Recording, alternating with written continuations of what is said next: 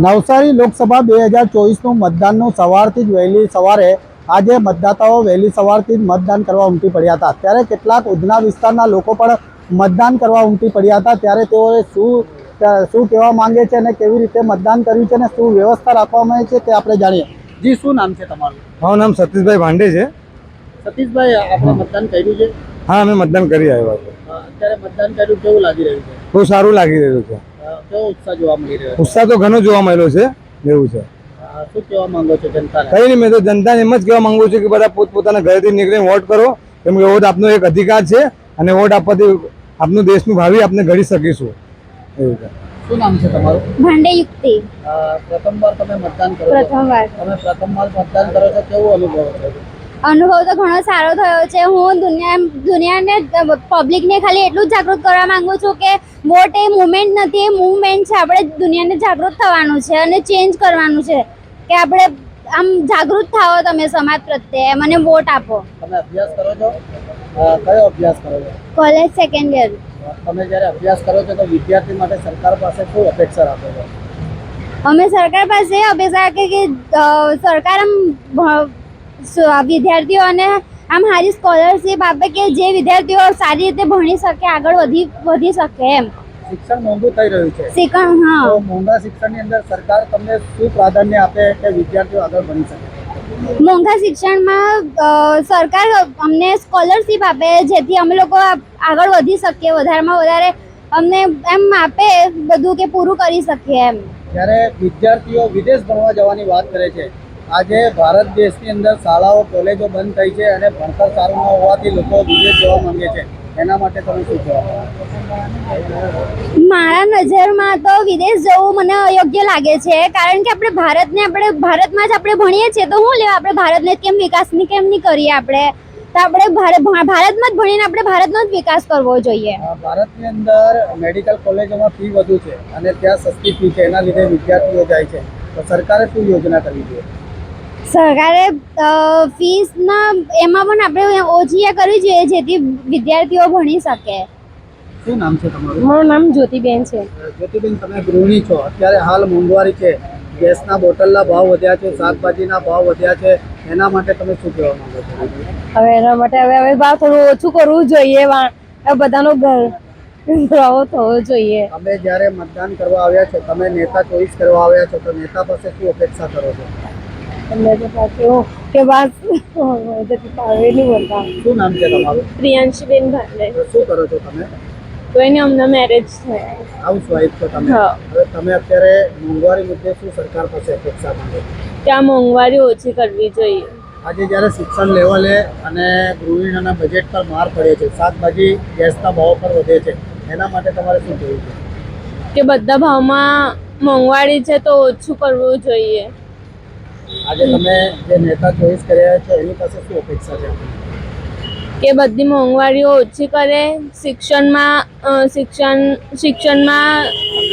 Fees ઓછી કરે। શું નામ છે તમારું? ભીખાભાઈ। ભીખાભાઈ, તમે શું ધંધો કરો છો? મારો યાનનો વેપાર છે। જીએસટીના ભાવ વધારા થયા છે, સરકાર સામે જીએસટીના ભાવ જીએસટી તો એક ધંધા રોજગાર પણ નબળા પડ્યા છે, શું કહેવા માંગો છો? જીએસટી એક એવી વસ્તુ છે કે આપણે સરકારને જે ટેક્સ આપવાનો છે તે આપણે જરૂરી આપવું જોઈશે। એનું કારણ છે કે જે ચોર લોકો જે મેદાનમાં નીકળે તે બહાર નીકળી જાય ને જે વ્યવહારિક લોકો છે તે કામ કરતા થઈ જાય। બીજી વસ્તુ કે જે પહેલે ટેક્સ હતો એ ટેક્સ વન ટાઈમ હતો, પણ આ ટેક્સ છે તે હર પ્રતિ વ્યક્તિ પર લાગે છે, એ ખોટું છે।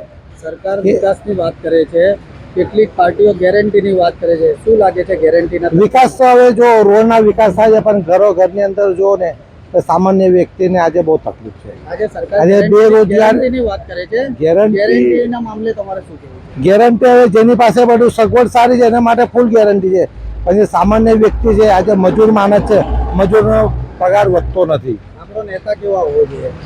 નેતો વિકાસ કરે એવો આવવો જોઈએ। કેવો નેતા ઈચ્છા છે તમારે? એ તો નામ નહીં બોલી શકાય। કેવો ઈચ્છો છે? કેવું વિકાસ થવું જોઈએ। આજે જે વિકાસ થાય છે એ સારો છે, પણ આના કરતાં વધુ જોઈએ ને નબળા વ્યક્તિને આગળ લાવવું જોઈએ। ધંધા રોજગાર નબળા પડી રહ્યા છે, શું કહેવા? ધંધા રોજગાર તો એકદમ તૂટી ગયા છે જ નથી, સમજી લો। શું કહેવા માંગો? 50% ધંધા તૂટી ગયા છે લોકોના। આજે હીરા ડાયમંડમાં હોય કે કાપડમાં હોય, ઓછામાં ઓછા લોકો કેટલા લોકો ફાંસીએ લટકે છે, દેવ વધી જાય છે. પાછું ઉપરથી જે લોન કરપ્શન એટલું બધું વધી ગયું છે કે લોનવાળા લોકો છે ને ઘરે આવીને એવી ધમકી આપી જાય કે લોકોને આત્મહત્યાનો વારો આવે છે. સુરક્ષાના મામલે શું પગલાં લેવા જોઈએ? સુરક્ષા તો બરાબર છે, પોલીસનું કામકાજ એકદમ ચોક્કસ ચાલે છે, એસએમસીનું કામકાજ બી બરાબર છે, એ કામકાજ બરાબર છે. એ શું નામ છે તમારું? અજયભાઈ, અજયભાઈ, શું કરો છો તમે? આપણે પપ્પા સાથે જ છું યાનમાં. આજે જીએસટીના મારના લીધે કેટલાક વેપારીઓના ધંધા બેરોજગાર તૂટી રહ્યા છે, એના માટે શું કહેવું છે? 100%. જીએસટીનો જે દર છે બધામાં અલગ અલગ છે. કોઈમાં 5%, કોઈમાં 12%, કોઈમાં 18%. તો એમાં દરેક વસ્તુમાં એક સમ જીએસટીમાં ઓનલી 5% રહેવું જોઈએ. તો એમાં જે તે બિઝનેસમેન એ રીતે કામ કરી શકે. પહેલાંના ટાઈમમાં જે વોટ કપાતું હતું, જેમ કે ટેક્સ, એક ફર્સ્ટ જે ઓનર હતો એ ટેક્સ ભરતો હતો, બાકી બધી જે ચેન હતી એ પ્રોફિટ મૂકીને માર્જિન મૂકીને બિઝનેસ કરતા હતા. એની જગ્યા પર બધાના 5% વધીને ટોટલી સરકારના બેનિફિટમાં જ એ વસ્તુ છે જીએસટી. આજે તમારા પપ્પાને તમે એક જ બિઝનેસમાં છો, ઘરનું પરિવારનું તંત્ર ચલાવવું કેવી રીતે લાગી રહ્યું છે? ઘણું અઘરું છે અત્યારે તો. શું કહેવા માંગો છો સરકારને? મોંઘવારી બહુ વધી ગઈ છે બધી જ વસ્તુમાં. પેટ્રોલના ભાવ અપેક્ષા રાખો છો? થોડું સસ્તું થવું જોઈએ, રાહત દરે બધી વસ્તુ ચાલવી જોઈએ. જ્યારે આપ જોઈ રહ્યા છો કે નવસારી લોકસભાના મતદારો પોતાના મંતવ્ય જણાવી રહ્યા છે. મહિલાઓ મોંઘવારી ઓછી થાય તેવી માંગ કરી રહ્યા છે, તો વેપારી પણ એવું કહી રહ્યા છે કે જીએસટીનો માર પડી રહ્યો છે, બેરોજગારી વધી રહી છે.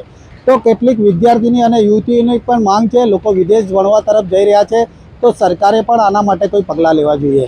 પરંતુ આજે મતદાનનો દિવસ છે, રાષ્ટ્રીય પર્વનો દિવસ છે, ત્યારે કેટલાક લોકો પોતાના મનસ્વી રીતે આજે પોતાના પરિવાર સાથે મતદાન કરવા ઉમટી પડ્યા છે. ત્યારે આવનારો રેશિયો મતદાનનો થોડા સમય પછી પણ વધે તેવી શક્યતા જોવા મળી રહી છે. ગરમીમાં સવાલમાં અત્યારે આજ આ માહોલ જોવા મળી રહ્યો છે. ગરમીના લીધે મતદાન ઓછું થાય તેવી શક્યતા જોવાઈ રહી છે, પરંતુ બપોર બાદ વધુ મતદાન થાય તેવી શક્યતા પણ જોવામાં આવી રહી છે. ત્યારે નવસારી લોકસભાના મતદાનો હાલ મતદાન કરવા ઉમટી પડ્યા છે. કેમેરામેન જયસિંહ સાગર સાથે ધીરજ સોમરા, લોકવિશ્વાસ ન્યૂઝ, સુરત.